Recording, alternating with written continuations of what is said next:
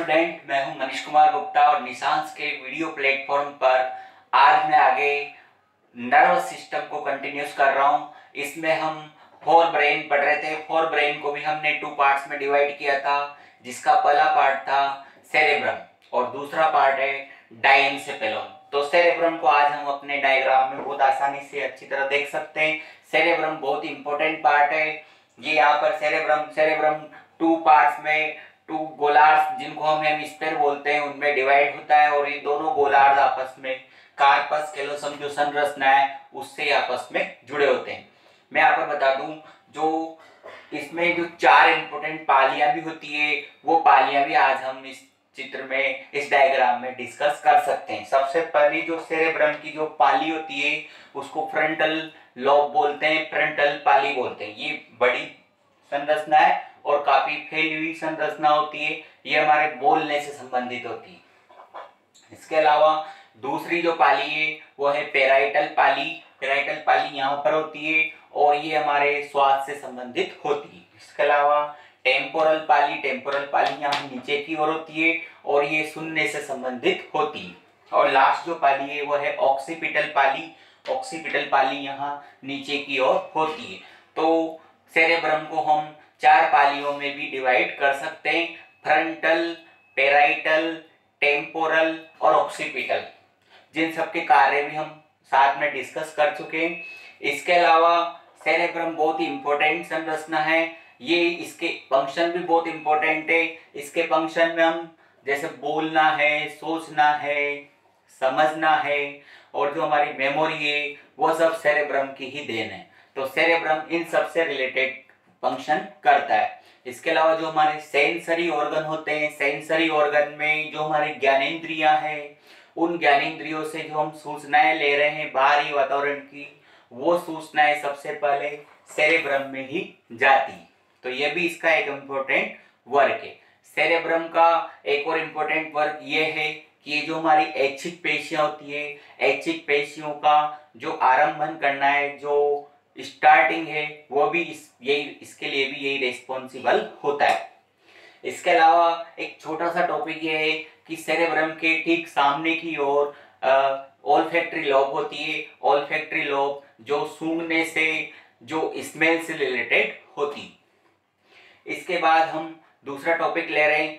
जो दूसरा जो टॉपिक है वो है डायेनसेफेलोन। डायेनसेफेलोन बहुत इंपॉर्टेंट पार्ट है क्योंकि ये थ्री पार्ट्स में डिवाइड है और तीनों पार्ट्स जो है बहुत इंपॉर्टेंट है। ये आपने पहले भी पढ़ रखे होंगे, जिसमें हम पहला पार्ट यहाँ पर देख रहे हैं।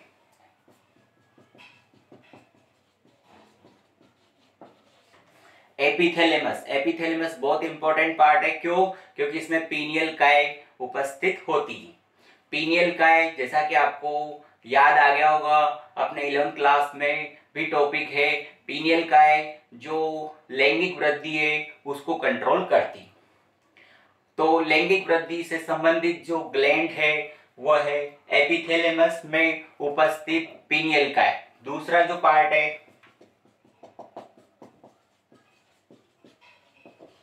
वो है थैलेमस। थैलेमस बहुत इंपॉर्टेंट टॉपिक है, बहुत ही बड़ा पार्ट है।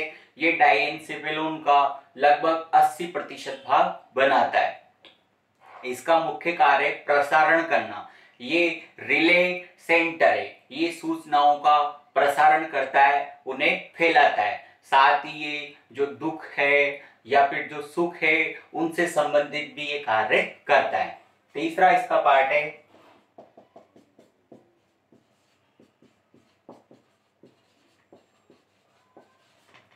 हाइपोथैलेमस। हाइपोथैलेमस आपने सुन रखा होगा, बहुत इंपॉर्टेंट टॉपिक है।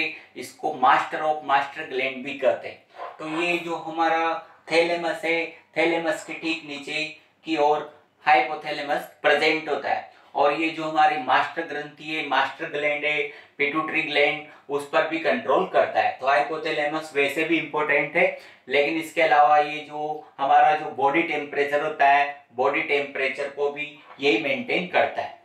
इसके अलावा जो ब्लड प्रेशर है, ब्लड प्रेशर को भी यही मेंटेन करता है। इसके अलावा जो भूख है, प्यास है, सुख है, दर्द है, भावना है, इन सब पर भी यही कंट्रोल करता है। यह हमारे व्यवहार को भी मेंटेन करता है। स्टूडेंट, आज हम अगर सही ढंग से समझ रहे हैं, सही ढंग से व्यवहार कर रहे हैं, उसके लिए भी हाइपोथैलेमस ही रेस्पॉन्सिबल है।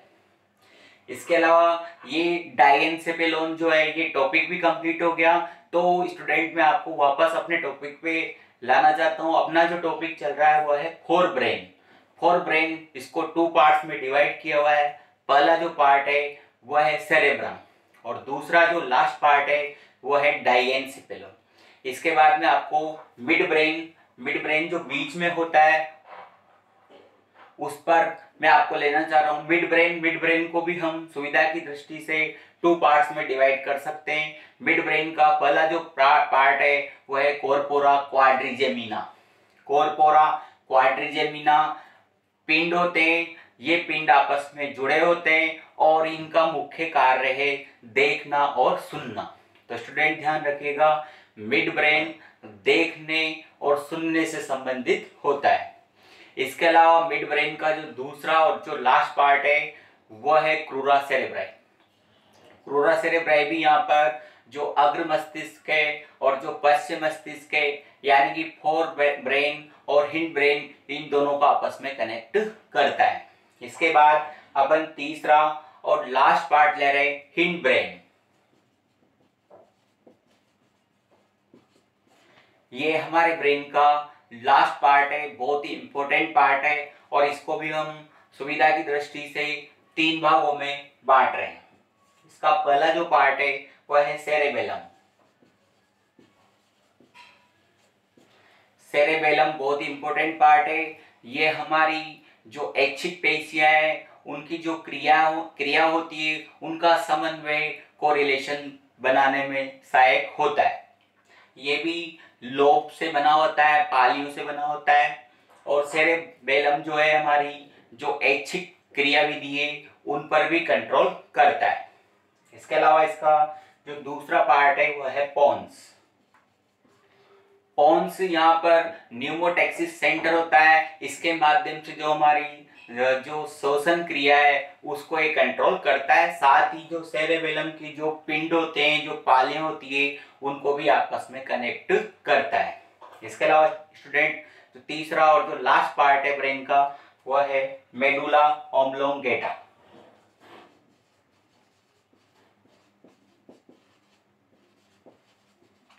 मेडुला ऑब्लोंगेटा बहुत इंपॉर्टेंट पार्ट है। ये हमारी जो सभी अनैच्छिक क्रिया है उन अनैच्छिक क्रियाओं पर कंट्रोल करता है, और यही स्टूडेंट आगे चलकर जो स्पाइनल कॉर्ड पढ़ेंगे अपन, उसका निर्माण भी यही करता है।